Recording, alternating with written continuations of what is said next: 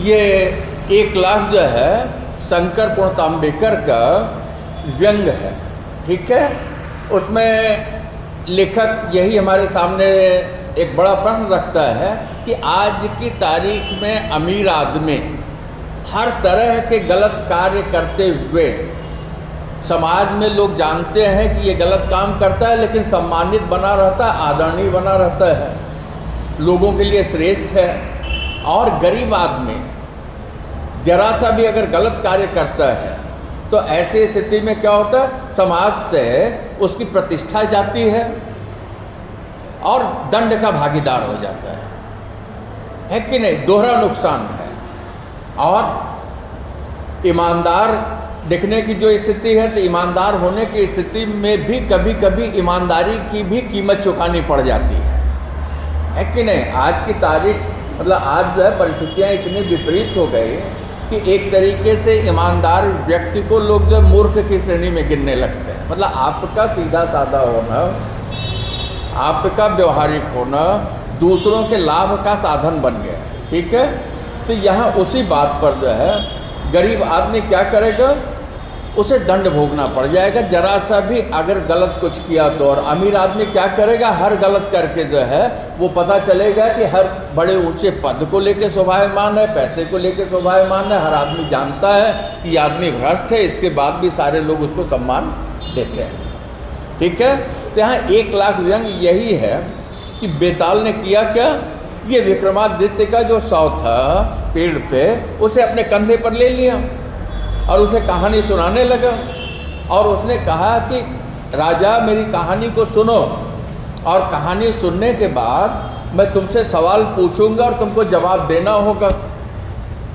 अगर तुम जवाब दे दोगे तो ठीक, फिर उसी पेड़ पे रहोगे जीवित, नहीं तो क्या होगा, तुम्हारा सर फट जाएगा, ठीक है। तो ये बच्चों को समझाने के लिए जो था, तो जबरदस्त जो है व्यंग यहाँ शंकर जी अपने इस उसमें लिखते हैं। तो कहते हैं कि भारत के देश में देहात मतलब होता है गांव में, वहाँ एक जो भोला राम नाम का आदमी रहता था, ठीक है। तो भोला राम जो है कैसा आदमी था, कहते हैं कि बहुत सीधा साधा था। और लोकतंत्र में क्या होता है, जो हमारी शासन व्यवस्था है, कि अगर जो है आदमी की मौत हो जाए तो ऐसी स्थिति में आदमी कम से कम मौत के सामान से, मतलब यहाँ जो है जीवन जीने का साधन हमको नहीं मिलता, शिक्षा नहीं मिलती, रोजगार नहीं मिलता, खाने की व्यवस्था नहीं मिलती, है कि नहीं। लेकिन अगर किसी दुर्घटना में मृत्यु हो जाए तो तुरंत क्या होता है, सरकार घोषणा करती है कि इनकी मृत्यु पर इतना सरकार जो है मदद दे रही है, ठीक है। तो ऐसे स्थिति में ये अमीर मरे या गरीब मरे, सरकार की तरफ से जो है तुरंत समान रूप से मुआवजा घोषित हो जाता है। जैसे अभी दुर्घटना हुई थी तो 5-5 लाख रुपए जो है सरकार ने घोषित कर दिया, ठीक है। कहते हैं कि गरीब कैसी मृत जिंदगी जीता है, मृत रहते अमीर कैसी जिंदगी जीता है। कहते हैं अब गरीब आदमी जो है वो जीवित तो सांस तो चल रही है, लेकिन उसकी ज़िंदगी कैसी है, मरे कैसी है, क्योंकि उसको साधन नहीं मिलते हैं।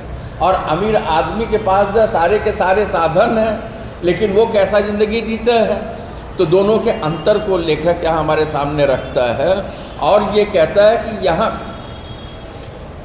बड़े मज़े की बात है कि किसी का मौत होने पर लोकतंत्र में अमीर और गरीब दोनों समान हो जाते हैं। मतलब जीते जी समान नहीं होते, जीते जी अमीर अमीर है और गरीब गरीब है, और गरीब का जीवन जब जीते जी कैसा नारकीय है।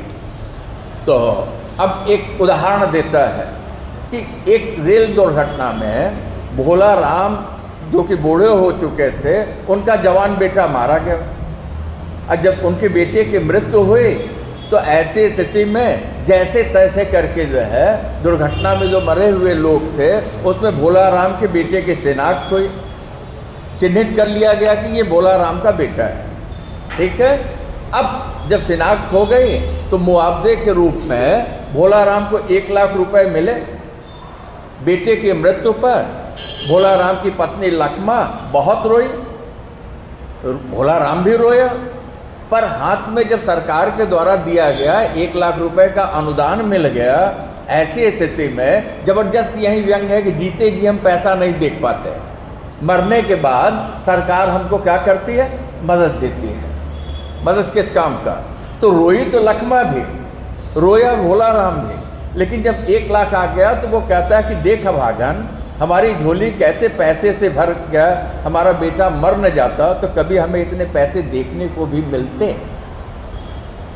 जबरदस्त व्यंग है कि नहीं? गरीब आदमी जो है जीते जी साधन नहीं देख पाता, तो वो कहता है देख, आखिर हमारा बेटा मरा तो ठीक, कोई बात नहीं, आखिर पैसा जो है सांत्वना तो देना है किसी तरह से। वो कहता है कि ये देखो कि हमारा बेटा मरा तो, लेकिन मरते मरते वो हमारी झोली भर गया। तो कहते कि मास्टर जी बता रहे थे सरकार में जियो और जीने दो का नारा पुराना पड़ गया है कि नहीं? सारी चीज़ें उद्योगपतियों को जा रही हैं। कहते सरकार में अब ये नारा पुराना हो गया कि जियो और जियो मतलब सारे लोग समान हैं। कहते हैं कि अब तो मरो और जीने दो। हमारे बेटे ने इस नारे पर अमल किया, तो हमारे बेटे ने क्या किया ये कि सरकार का वो नारा काम नहीं आया, बल्कि वो मर करके वो हमें जीने के लिए 1 लाख रुपए दिला दिए। स्पष्ट है कितना जबरदस्त व्यंग है आज की व्यवस्था के ऊपर। अब यह देख करके रकम पैसे के लिए कि ये देख करके जो है रुकमा जो है लखमा जो है वो रोए यहाँ से, बेटे की मौत का दुख वो तो खत्म नहीं होगा पैसे से। अरे ऐसी व्यवस्था करो कि दुर्घटना ही ना हो, सरकार को अनुदान देना ही ना पड़े। कहते हैं कि वह उस दिन पागल की तरह हंस उठी, ये काम तो हो गया, लेकिन कुछ दिनों के बाद जो है उसका बेटा लौट आया। कहते उस दिन वो पागल की तरह हंस उठी जब उसका बेटा घर लौट आया, वह दुर्घटना में मरा नहीं था। हद हो गए, 100 की शिनाख्त कर ली गई, सरकार ने अनुदान दे दिया, अब बेटा लौट आए तो कहते हैं उसके साथ जैसे फिल्म में घटना घटती है वैसे ही घटना घटी कि वो बच गया, लौट आया। बेहोश और घायल दशा में बूढ़ी औरत ने अपनी झोपड़ी में उसका इलाज किया। ठीक है, फिल्म घटे पर अपवाद जवान औरत की झोपड़ी नहीं, बूढ़ी औरत की थी। अब तो मुश्किल हो जाएगा, 1 लाख रुपए गिर गए, है कि नहीं? तब तक बाइक खरीदी जा सकती थी। तो होता क्या है, बच्चे के लौटने की खुशी का नशा उतरा तो बूढ़े ने लखमा से कहा मैं सरकार के दिए पैसे लौटा आता हूँ। आम आदमी ईमानदार होता है, गरीब आदमी, ऐसा मेरा भी मानना है, हालांकि अब ये अपवाद हो गया, गरीब आदमी बेईमान नहीं होता, लेकिन नहीं, ये मिथक टूटने लगा। हालांकि फिलहाल तब भी बहुत ईमानदार होता है। तो भोला राम ने अपनी पत्नी से कहा कि भाई सरकार ने बेटे की मौत पर हमें मुआवजा दिया था, तो ऐसी स्थिति में बेटा लौट आया तो हम ये पैसा आप सरकार को लौटा देंगे। तो बेटा जो उनको हटका, मना किया, डांटा। तो बेटा जो है बाप को समझाया, नहीं माना। तो बेटा कहता है कि हे भगवान तू मुझे जिंदा क्यों रखा, कि कम से कम मर जाते तो ये पैसा तो मेरा जो मिला था परिवार को मिला रह जाता। अब मेरा बाप जो है ये पैसे लौटा देगा, तो बेटा पैसे जो लौटा देना चाहिए, है कि नहीं? नियम यही कहता है। तो अब जो पैसा हाथ आया था उसमें से कुछ रकम खर्च हो गया। भोला राम तहसील निकल पड़ा, जाने के पहले जो पैसे खर्च हुए थे किसी महाजन के यहाँ गया और उससे उधार ले लिया कि उसे पूरा कर दे, ले आकर के सरकार के यहाँ जमा कर दे।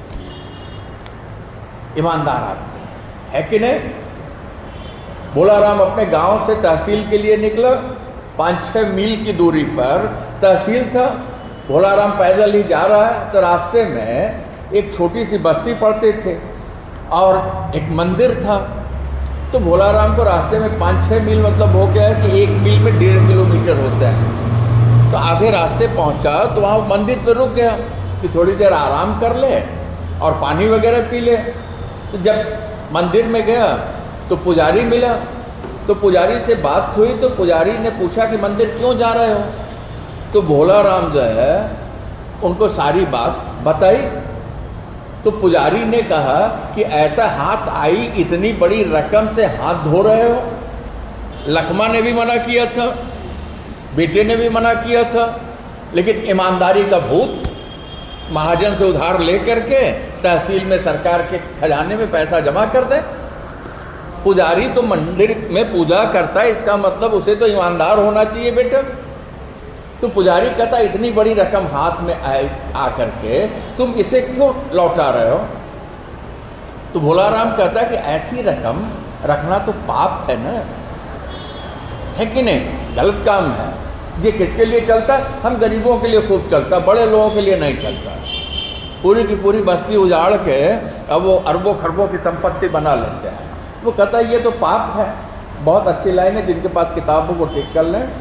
पाप है, जरूर पाप है मेरे भाई, लेकिन कुछ पाप ऐसे भी हैं दुनिया में कि इन्हें हिम्मत करके आदमी अपने सिर ले ले तो एक दिन वह ऊंचे पुण्यों का सृष्टा केवल मतलब ऊंचे पुण्यों का रचने वाला बन जाता है। तो पुजारी एक अनुभव से एक ज्ञान देता है। क्या कहता है? कहता है कि पाप तो है मेरे भाई, पैसा वापस न करना ये पाप है, ये तो सही है। लेकिन दुनिया में कुछ पाप ऐसे होते हैं कि अगर हिम्मत करके आदमी ऐसा पाप कर ले तो वो पाप नहीं हुआ, क्योंकि इसके बाद होगा क्या कि वो उससे ज़्यादा पुण्य कमा सकता है, उससे और अच्छा काम कर सकता है, मतलब कि ऊंचे पुण्य को करने वाला हो सकता है। ठीक है, मंदिर का पुजारी देवता के नज़दीक रहने वाला भोलाराम से कहता है कि नहीं जाओ, पैसे वो तहसील में क्यों लौट आ रहा है। भोलाराम ईमानदार आदमी, वो कहता है कि नहीं ये पाप है। तो वो कहता है कि नहीं, ये पाप इसके लिए नहीं कि अगर तुम एक पाप ये कर लोगे तो इस पैसे से तुम और धनार्जन करो और उसके बाद लोगों को दान धर्म करो, तो ये तुम्हारा एक पाप जो पाप नहीं रह जाएगा, बहुतों के काम आ जाएगा, तो ये पुण्य में बदल जाएगा। बेटा व्यंग है, पाप पाप होता है, पुण्य पुण्य होता है, सत्य सत्य है, असत्य असत्य है कि नहीं। पुजारी ने भोलाराम की सलाह दी, वह इस रकम से कारोबार शुरू कर दुनिया का बड़ा आदमी बने। तो पुजारी ने कहा कि भोलाराम ऐसा है कि तुम व्यवसाय करो इस पैसे से, 1 लाख रुपए है, और जब इससे व्यवसाय करोगे तुम्हारे पास पैसा आएगा। जब तुम्हारे पास पैसा आएगा, जब तुम बड़े आदमी बन जाओगे, तो ऐसे स्थिति में तुम क्या करना, दान धर्म करना। तो पुजारी कहने लगा कि मेरे भाई जो है दुनिया में कुछ ऐसे पाप होते हैं कि आदमी को हिम्मत करके ऐसे पाप को स्वीकार कर लेना चाहिए, और अगर ऐसा वो कर लेता है तो इसके बाद जो है उससे धनार्जन करके फिर वो पुण्य कमाए, है कि नहीं। तो समाज में ऐसे लोग आपको मिल जाएंगे जो कि खूब लगता है कि दान धर्म कर रहे हैं, दिखने में समाज जो उनको क्या कहता है, भामाशाह कहता है, साक्षात धर्म का अवतार करता है।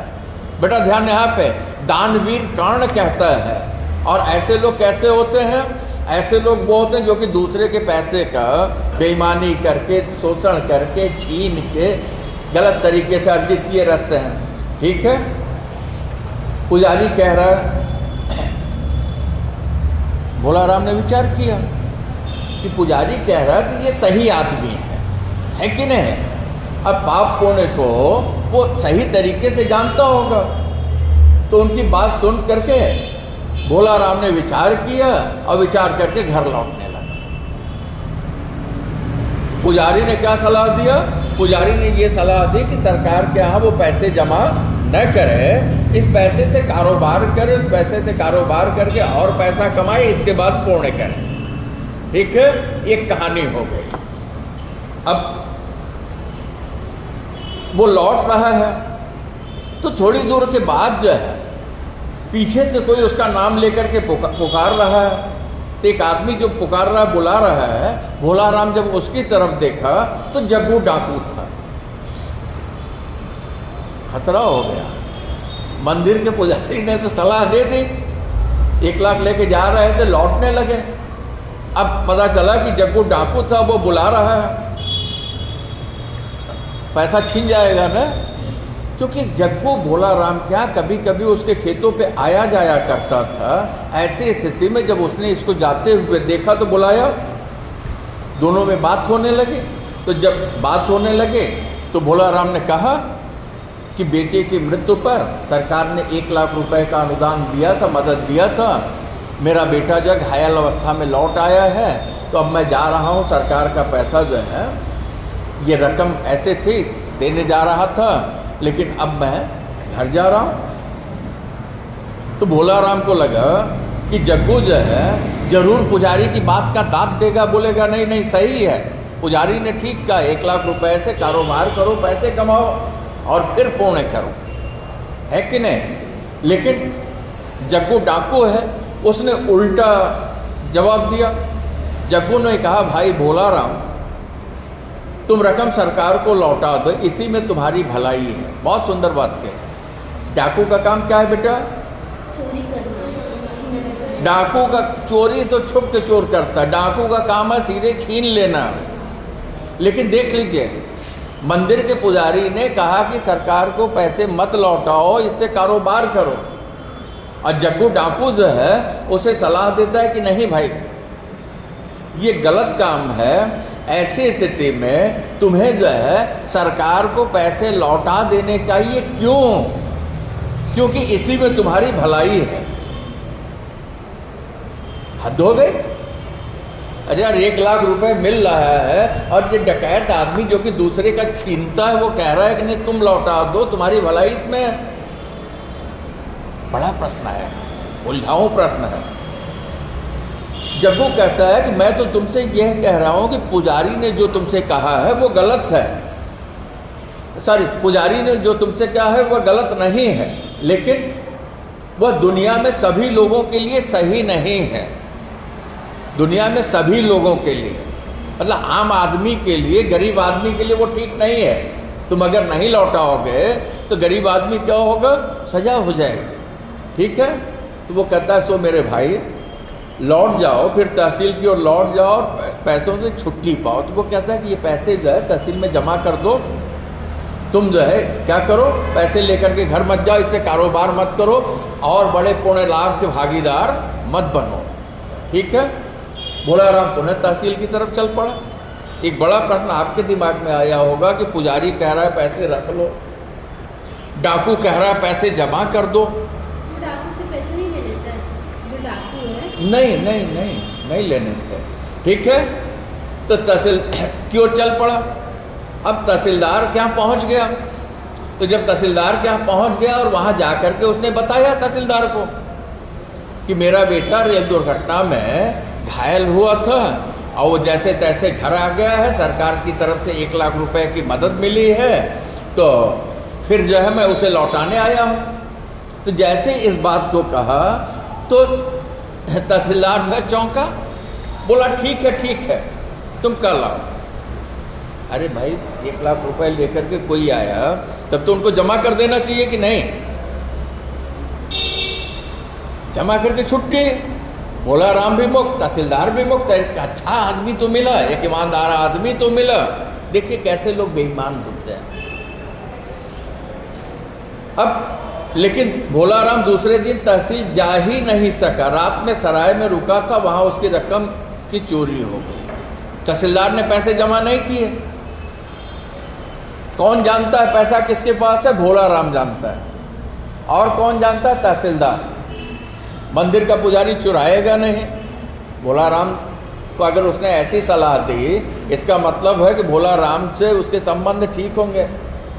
जग्गा डाकू दूसरे का छीनता है, लेकिन देखो इसको कह रहा है कि जाकर के तुम जमा कर दो, इसमें तुम्हारी भलाई है। तहसीलदार के यहाँ पहुँचा, तहसीलदार कहता कल आओ। उसे सोचना चाहिए गरीब आदमी आया है, 1 लाख रुपए लिया है, कहीं भी चोरी चकारी हो गई है कि नहीं। अब 3 कहानी आ गई। ठीक है। तो इतना किस्सा सुनने के बाद बैताल ने विक्रमादित्य से कहा अब तुम मुझे 3 सवालों के जवाब दो। बेटा ध्यान, यहाँ आप जवाब आपको देना है। पहला सवाल यह है, पुजारी ने भोला राम को धर्म के विपरीत क्यों सलाह दी? है कि नहीं? क्योंकि धर्म नहीं कहता कि किसी का पैसा रख दो। फिर दूसरा सवाल है, जग्गा डाकू ने डाकू रहते भी भोला राम को नेक सलाह क्यों दी? फिर तीसरा प्रश्न आता है तहसीलदार के बारे में, उसने भोला राम को दूसरे दिन आने को क्यों कहा? उसी दिन क्यों नहीं रकम जमा कर? ये सवाल आपके दिमाग में भी आया होगा, सबके दिमाग में आएगा, है कि नहीं? तो विक्रमादित्य सवाल सुनकर पहले तो कुछ गंभीर हुए, फिर हंसते हुए बोला, बैताल, तुमने सवाल सुनाने के बाद यह तो कहा ही नहीं कि देखो विक्रम ठीक ठीक जवाब देना, वरना तुम जानते हो अंजाम क्या होगा, तुम्हारे सिर के टुकड़े टुकड़े कर दिए जाएंगे। बैताल, कैसी राजतंत्र की बातें करते रहते हो जहाँ गलत को फौरन दंड प्राप्त होता है। तुमने लोकतंत्र का जरा भी स्पिरिट नहीं, जहाँ गलत ही नहीं वहाँ गलत भी दंड से साफ साफ बच जाता है। दुनिया में तुमने कुछ देखा नहीं, दुनिया में तुम कुछ भी आगे नहीं बढ़े। वो कहता है कि अरे तुमने तो वो शर्त बताई ही नहीं। कहता है वो तो राजतंत्र की बात है कि गलत आदमी पकड़ा गया तो उसे राजा ने तुरंत सजा सुना दी। लोकतंत्र में क्या है, गलत काम पकड़े गए, पुलिस ने अरेस्ट किया, कोर्ट में अपील करेंगे, एक कोर्ट से सजा हो गई तो दूसरे में जाएंगे, तीसरे में जाएंगे, चौथे में जाएंगे, अंत में बरी हो जाएंगे, है कि नहीं। तब तक बड़े व्यापारी हो जाएंगे या अन्य नेता वगैरह जो भी हो जाए। कहते ये तुम जो कह रहे हो, तुम्हें लोकतंत्र में जरा भी तो उसकी स्पिरिट जो है तुमको पता नहीं, उसकी गति पता नहीं कि लोकतंत्र में क्या होता है। ये राजतंत्र नहीं है कि जो तुम्हारे मुंह से निकला वही जो है कानून हो गया, फैसला हो गया, नहीं, ये लोकतंत्र है। तो यहाँ कहते हैं महागलत व्यक्ति भी क्या हो जाता है, साफ साफ बच जाता है। तो यहाँ मतलब क्या है, राजाओं वाली स्थिति नहीं, लोकतंत्र में गलत व्यक्ति भी बच जाता है, और गलत व्यक्ति बच जाता है तो जनप्रतिनिधि भी हो जाता है कि नहीं। तो दुनिया में कुछ नहीं देखा, दुनिया में तुम कुछ आगे नहीं बढ़े। बेताल ने चिढ़कर कहा, फालतू बातें बंद, तुम मेरे सवाल का जवाब दो, है कि नहीं। उसे जवाब चाहिए था। कहता ठीक है, सुनो, तुम अपने सवालों का जवाब सुनो। विक्रमादित्य ने कहा, पहला सवाल क्या था, भोला राम को धर्म के विपरीत क्यों सलाह दी, है कि नहीं। विक्रमादित्य ने कहा, पुजारी ने भोला राम को घर लौट जाने की बात मंदिर के मालिक को ध्यान में रख कर कही। मतलब पुजारी ने जो सलाह दिया उसका अनुभव है, उसने किससे जाना, अपने मंदिर के मालिक से जाना। तो मंदिर का मालिक कैसा, बहुत बड़ा पापी व्यक्ति है। ध्यान दे बेटा, यहीं पे मालिक ने अपनी बीबी का बीमा करवाया था, आगे उसे मरवा डाला, इससे जो पैसे मिले उन्हें उससे कारोबार में लगा दिया। कारोबार में इतना पैसा मिला कि उसने दूसरी शादी करने के बाद ये मंदिर खड़ा किया और समाज में ऊंचा धर्मात्मा कहलाया, है कि नहीं। तो पुजारी क्या करता है, पुजारी क्यों लौटाया, पुजारी ने तो यही कहा, भाई इतने पैसे को लेके जाओ, कारोबार करो, और इसके बाद कारोबार से तुम्हारे पास और पैसे होंगे तो तुम पुण्य करना और तुम धर्मात्मा हो जाओगे। तो यहाँ जो है पुजारी ने ये देखा कि हमारे मंदिर का जो मालिक है वो कैसा, वो घोर पापी है।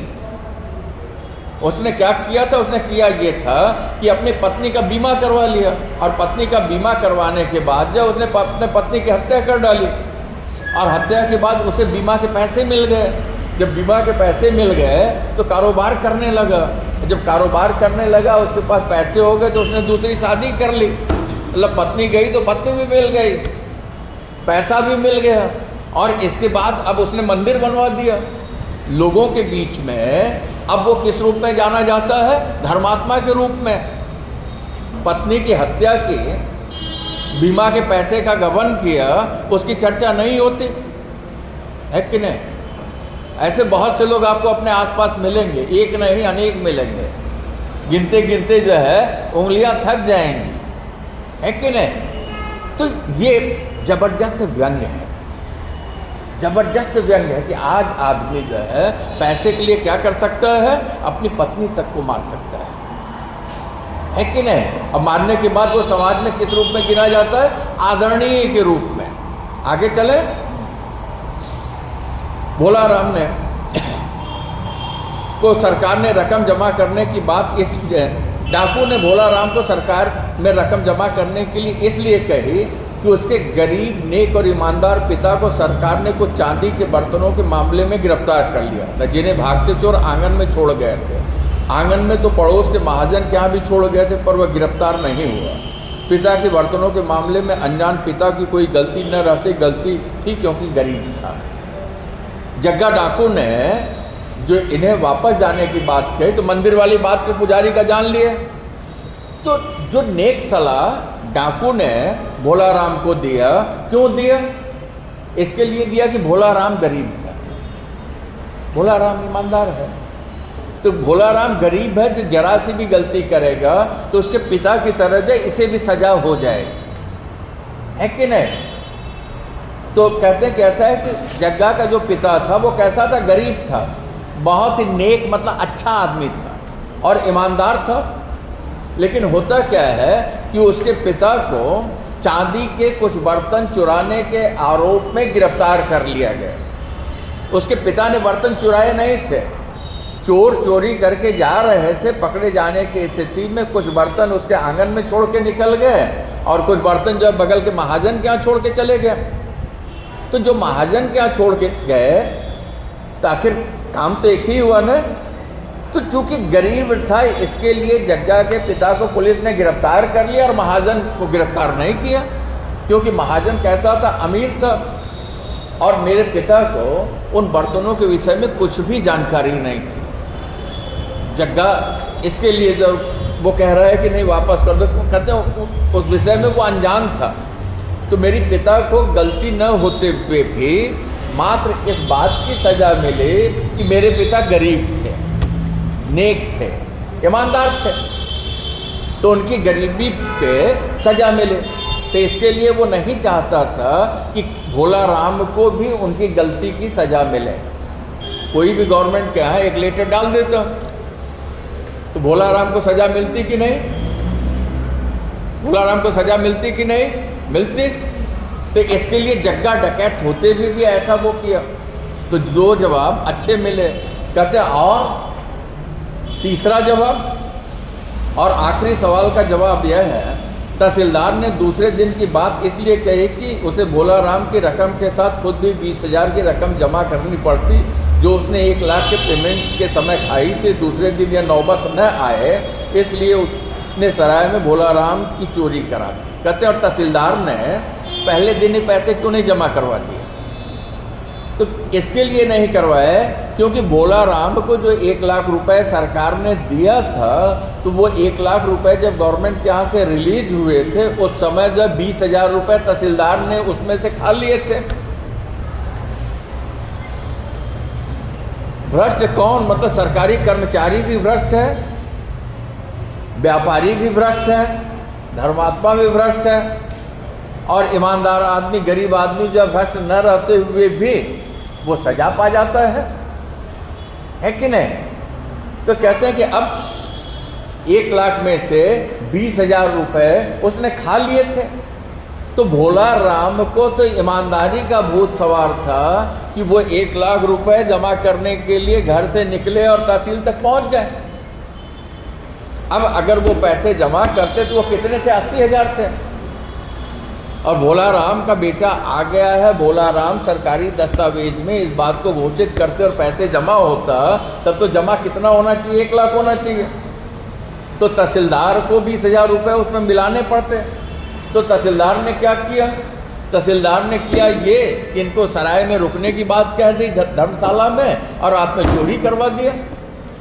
न तुम्हारे पास 80,000 होगा और न 20,000 हमको मिलाना होगा, है कि नहीं? देख लीजिए, मतलब चोरों का चारों तरफ जो सिक्का चल रहा है। बेताल का समाधान हो गया, वह विक्रमादित्य का 100 पेड़ पर पूर्वत लटका आकाश में उड़ गया।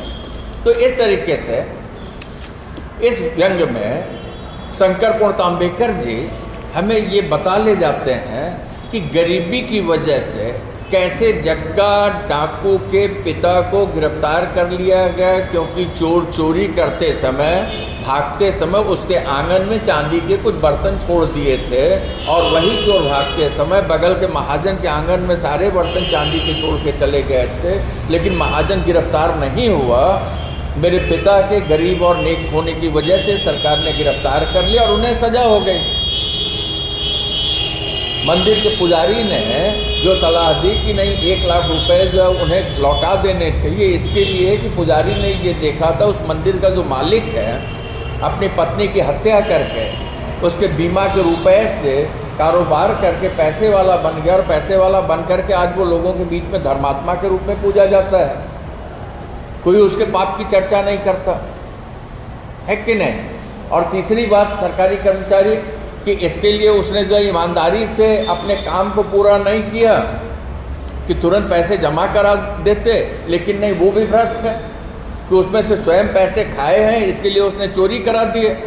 तो इस तरीके से इस व्यंग्य के माध्यम से शंकर पूर्ण तांबेकर जी वर्तमान समाज की विसंगतिपूर्ण भ्रष्ट व्यवस्था के ऊपर करारी चोट करते हैं कि यहाँ सफ़ेद पोश बने हुए हैं। आपको बहुत से समाज सेवक धर्मात्मा ऐसे मिल जाएंगे जो कि लाखों में करोड़ों में चंदा देते हैं और फिर वो घोटाले जो है बेईमानी उतने ज़्यादा में वो करते हैं। तो पाठ यहीं पूरा हुआ, समझ में आ गया। इसको मैं